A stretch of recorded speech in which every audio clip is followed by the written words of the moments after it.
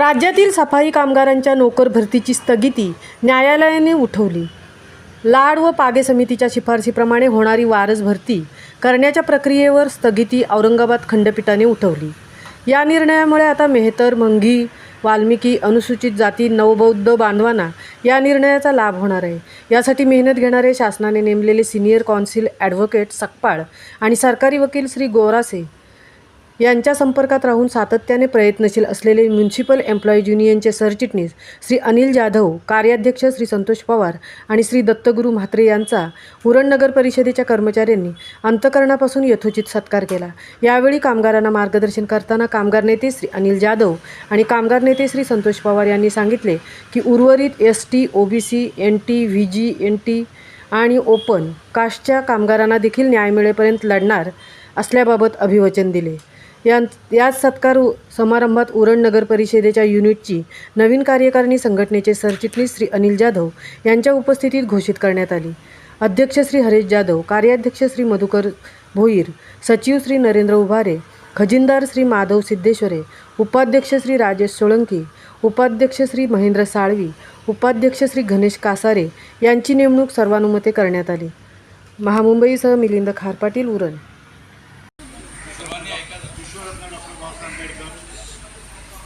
परिवर्तनाच्या चळवळीत ज्या महापुरुषांनी, महानायकांनी आपल्याला योगदान दिलं त्यांना अभिवादन।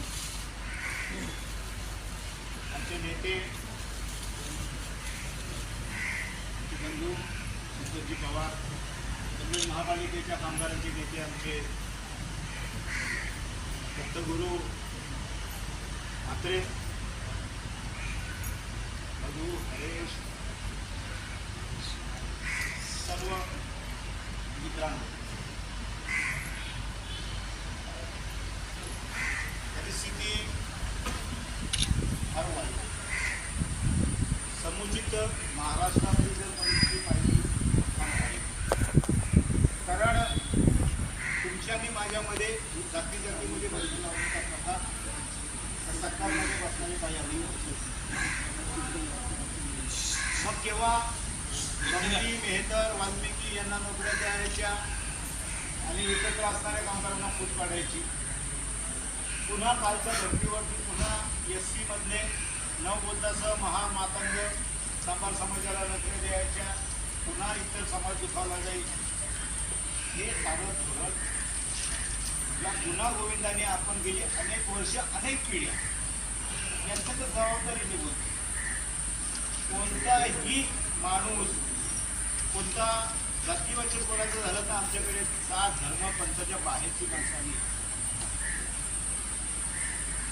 मग जो मेहतर समाजाचा असेल, बौद्ध समाजाचा असेल, OBC समाजाचा असेल, ओपन मधला असेल, ही सारी लोक आपण एका गुन्हा गोविंदाने काम करतो। गेल्या अनेक वर्षे आपण वारसा हक्काच्या पद्धतीने नोकऱ्या मिळवत होतो।